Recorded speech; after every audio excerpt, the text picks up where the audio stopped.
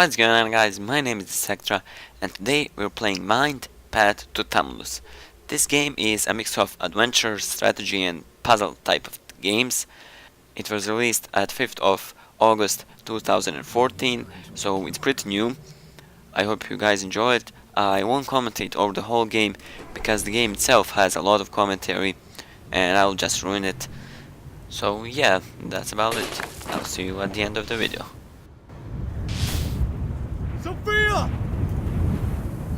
God damn it. Not again. Sophia! Shouldn't have taken her here. Shit.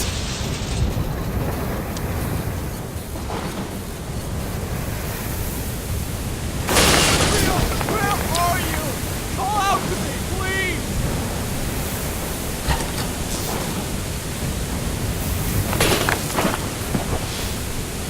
Sophia!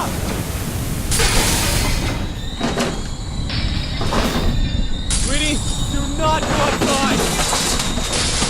God damn it! Sophia!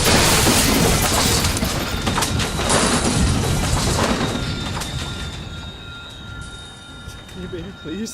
Please, baby, don't do this to me. Where are you? Sophia!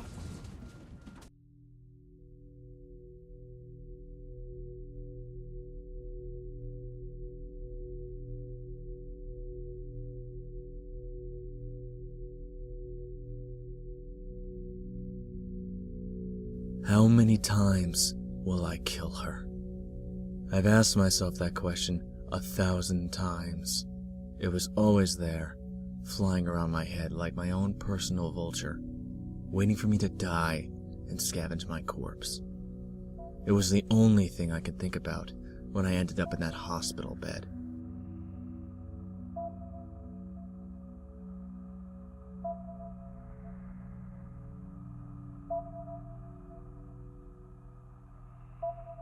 But I can't really blame the tornado, can I? What can you expect from a force of nature? I was the one who chased it. My obsession. I deserved to be in that bed, neither dead nor alive.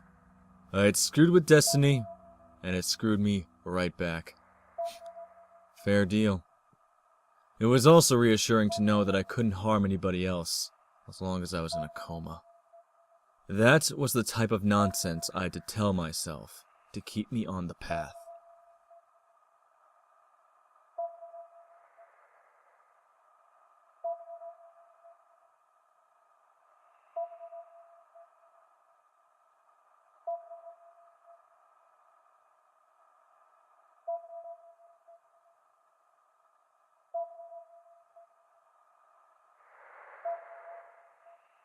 For all those years, I'd hated my father almost as much as myself for what happened to my little sister. And then I go and do the same thing to my own daughter, my own Sophia. And they say things never change. Cynics. What do they know?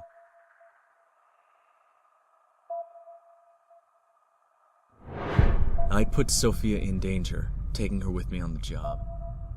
Severe weather phenomena. It's more exciting than it sounds. Extreme weather. There's some radical 90s slang for you. My reckless father had done the same thing with Sophia and I.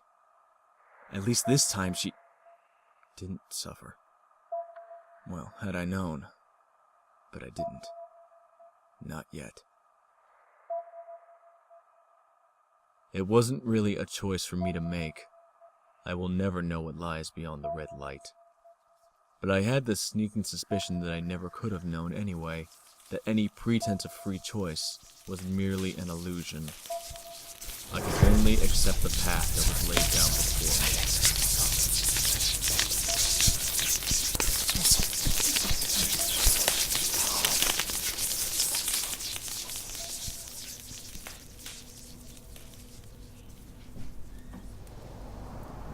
Her drawing.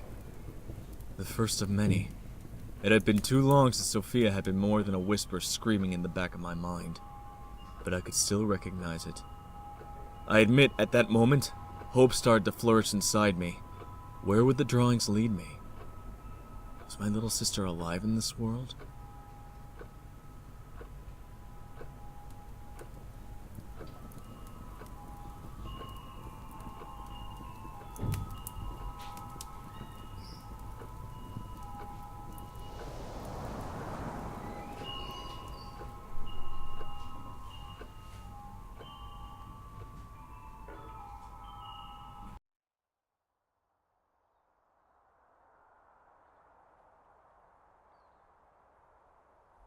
Like my father before me, I had spent all my life studying weather phenomena.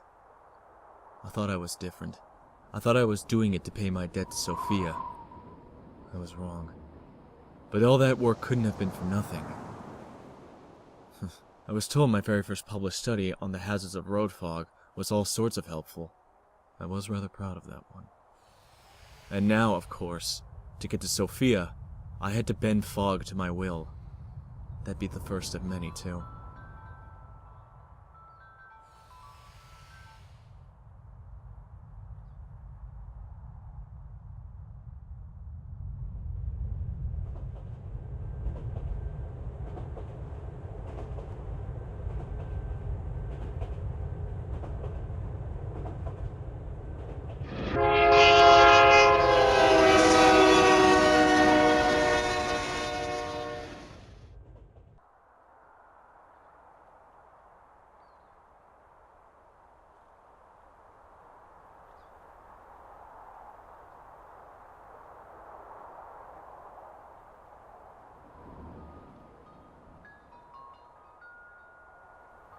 Every decision creates ripples, countless unforeseen consequences.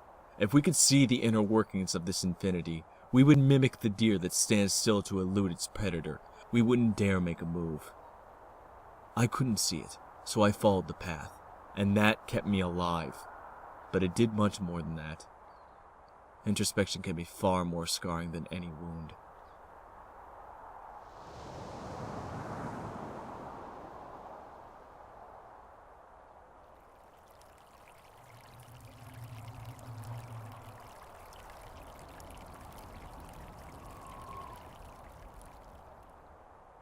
First, I saw myself reflected in the shallow sea, and I wept. Then fear found me deep in the bottomless belly of this world.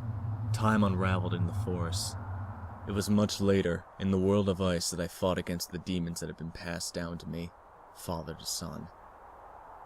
And finally, on the heavens and at the sacred tree, the truth of my maker.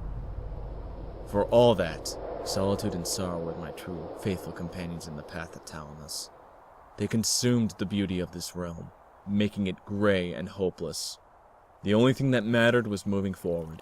Only the path remained. How would I find her otherwise?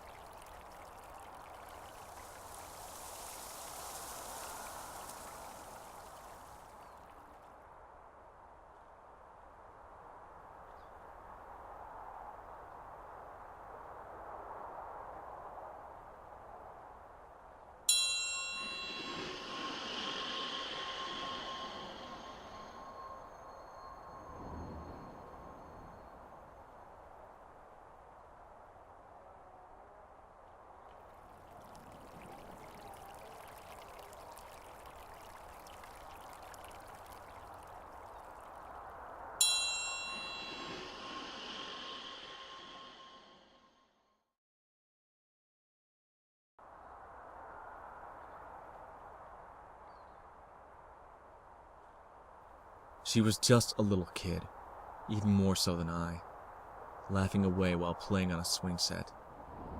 I saw it coming before she did, and I ran and ran and ran and didn't look back until I was safe, all the way up in a tree. It was all over in a split second. No dramatic exit.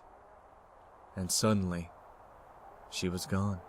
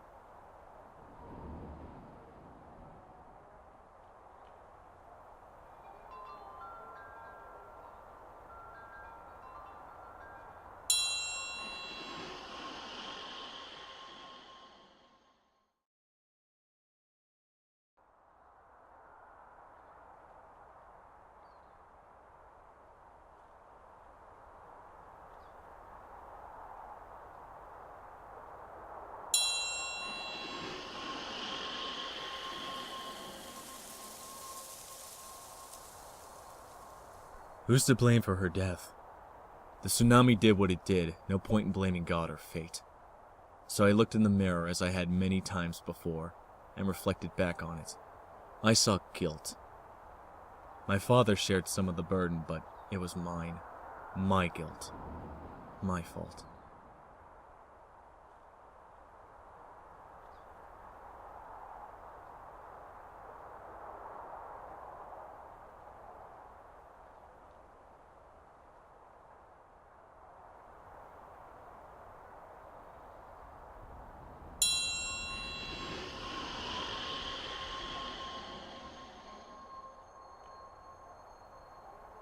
Had my own Sophia survived too, back home, or in this world? One had drowned, and the other. What are the odds of surviving the eye of the storm? There are few accounts. 1928, Greensburg, Kansas. A farmer saw the inside of a tornado. It was still as death, he said. Then it hissed. It actually screamed, and the hollowness was lit up by lightning. Was that the last thing my little girl had seen, I wondered? Death, screams, and God's thunder, the ire of the tornado.